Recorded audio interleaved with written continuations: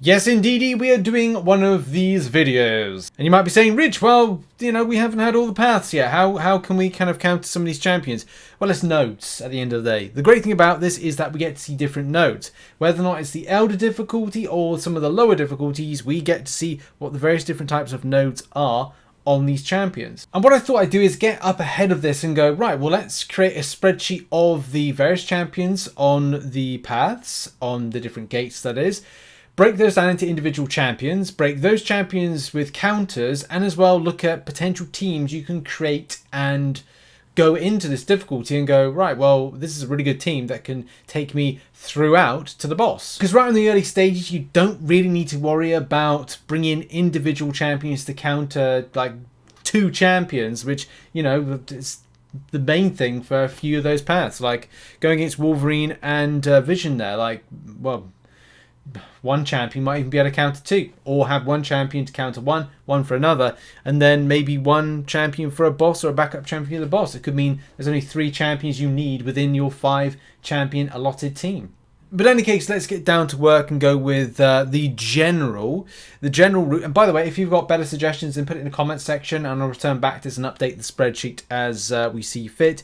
But you got Thor and you got Scarlet Witch. Got to be honest, very easy path. Only thing I think you should concern yourself about is having a poison immune champion, especially when you get up to the Elder difficulty, because the ticks of damage from the poison can be a little bit frustrating. Essentially, you're just bringing in boss counters, whether or not you're going down the route of Shuri or you're going down the route of a Tuma. And I would say even a 3-star White Magneto can unlock a lot of the champions that you can use against the Tuma, and the same thing when it comes to difference when it comes to Shuri. Sorry, it's going to say with her, miss counters could be really good options, and that's why I've put in a spreadsheet counters for both of them. But Falcon, Nick Fury, Cat Wilson, Hercules, Mega Sentinel, Human Torch. Think miss counters. Path 2, or the first gate unlocking base path, you have got Hulk, which has got Rising Sun, Crumbling Armor, and with this one, it's either a case you have champions that are, you know, they can't have buffs on them, like well, Spider-Man 2099, Red Guardian.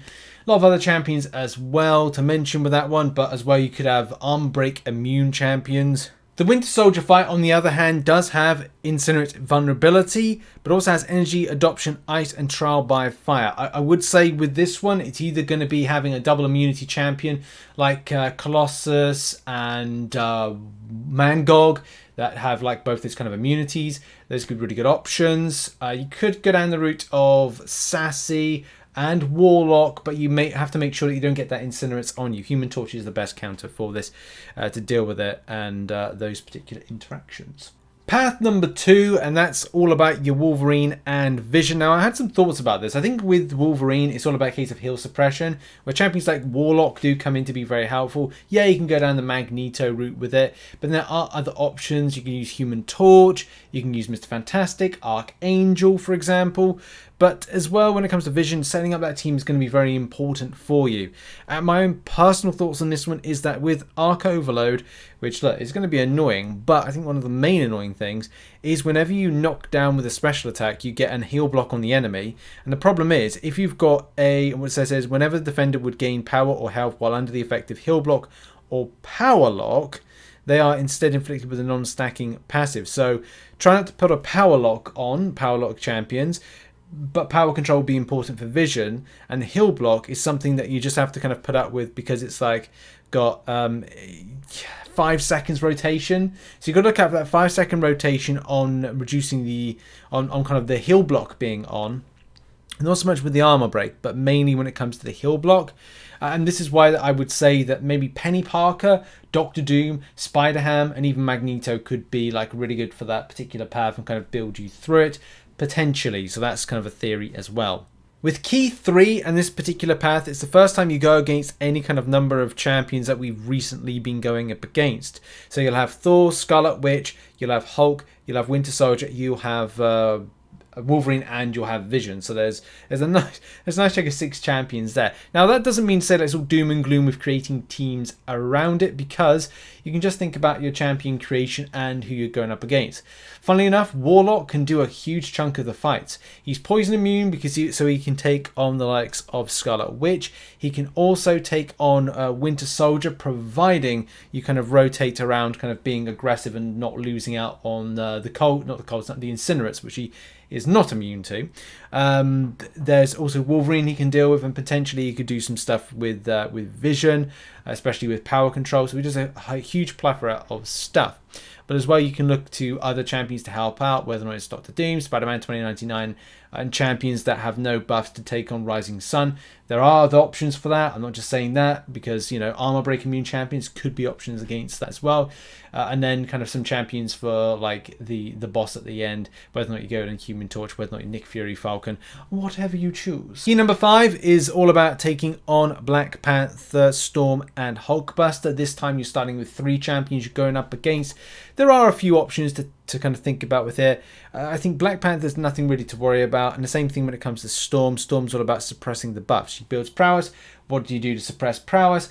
Some champions suppress it. Some, like Nimrod, for example, with against these mutant champions, and as well, there's nullifiers, yes. But Hulkbuster has the unblockable that he builds, unblockable buff. I assume, yes, it is unblockable buff. They builds every 10 seconds. You also have clapback and live wire, so you're going to have, and by the way, you don't have to worry about debuffs being on you, because you can do a heavy attack, and you're able to wipe the debuffs away from you that way.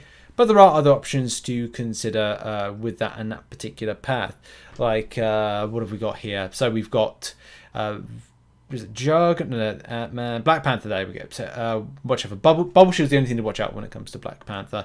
Nimrod can also take on suppressing the prowess. Doctor Doom can cheese. Ultron, another option against mutants. Any Mystic. Morningstar, massive SP2 damage. Could be fun. And then Hulkbuster, Magneto, because hashtag metal, and also has the shock suppression on that one. And by the way, I have done an extra tab which looks at things like immunity champions, so check out the extra tab on that one. And also Immortal Abomination, because he does poison, but he kind of like sits that on him. Black Widow Clairvoyant can throw debuffs and be immune to them as well at the same time. Rotating around the bleed curse could be a good option. Lots of different choices there. Not just saying these are the only options. There's tons. And this, of course, leads Gate 6, the final gate to go and consider. Also, by the way, you know, you can pick and choose the champions you use against the end bosses. We've talked about that so far. But your final path will see you having Venom, Juggernaut, Ant-Man, Black Panther, Storm, and Hulkbuster. So all of those particular champions are there for you to go up against.